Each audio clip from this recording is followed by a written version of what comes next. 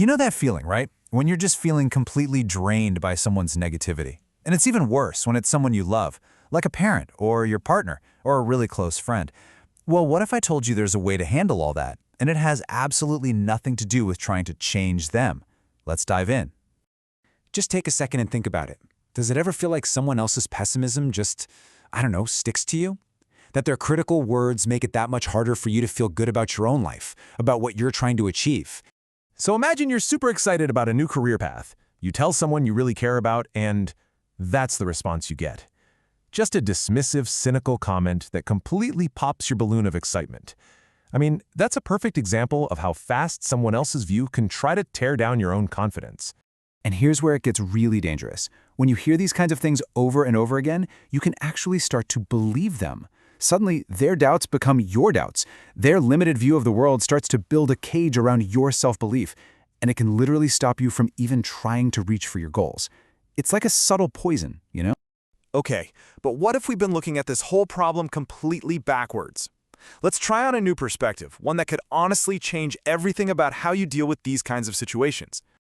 Let's just try to reframe this for a second. What if the real problem isn't the negative thing they said? What if the problem is the power we give to those words? What if we're the ones deciding that their comment has to mean something about us? This quote right here, this absolutely nails the core idea we're talking about. People's comments, their criticisms, all that negativity, it is not an objective report on reality. It's a direct reflection of their own inner world, their own mindset, their own fears. So to make this idea a little easier to grab onto, let's use a simple but really powerful metaphor, the idea of vibration. I mean, think about it. There are about 8 billion people on this planet. That means there are 8 billion different realities, 8 billion unique filters for seeing the world.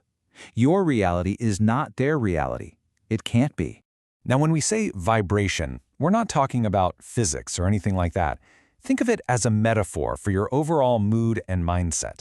Are you feeling optimistic or pessimistic? Are you calm or are you angry? This vibration is the lens, the frequency, that you experience absolutely everything through. And you can see this concept in action perfectly right here. Check this out. 2 different people experience the exact same thing. A car cuts them off in traffic.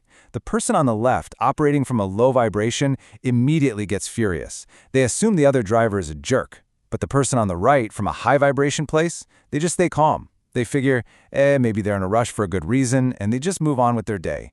The event outside was identical, but their inner experience was worlds apart. So let's bring this all the way back to that flight attendant comment. When that person said that to you, they weren't actually talking about you or what you're capable of. Not really. They were just broadcasting their own low vibration, their own cynicism, their own limits. It was a report on their inner state, not a final verdict on your worth. And you know, this idea is not new at all. In fact, there's this amazing, timeless story from the Buddha that just illustrates this principle so perfectly. So the story goes, a man comes up to the Buddha and just starts throwing all sorts of insults and anger at him. The Buddha just stands there, listens calmly, doesn't say a word. When the man finally runs out of steam, the Buddha asks him a really simple question. He says, if someone offers you a gift, but you decline to accept it, to whom does that gift belong? And the man says, well, it belongs to the person who offered it. The Buddha just nods and says, exactly. The same is true for your anger and your insults. This one question is everything. Just because somebody tries to hand you their negativity doesn't mean you have to take it. You can simply choose not to accept their gift of anger or judgment or pessimism. So all of this brings us to the really practical part. How do we actually use this in our day-to-day lives? How do we actively make the choice not to suffer because of someone else's negativity? This is the ultimate takeaway, right here. You are not just a passive trash can for other people's bad moods. You have a choice. You have the power to look at that gift of negativity they're trying to give you and just say, no thank you, I'm good. So here's the game plan. First, when you hear that negative comment, immediately remind yourself this is about their vibration, not about my worth. Second, realize that if you get upset, you are choosing to lower your vibration to match theirs. You are willingly stepping into their negative world. And finally, and this is crucial, remember that it is not your job to fix them. Your only job is to protect your own peace by letting their negativity stay with them. It's their property, not yours. And that really leaves us with this one final, powerful thought. Every single interaction you have is a choice.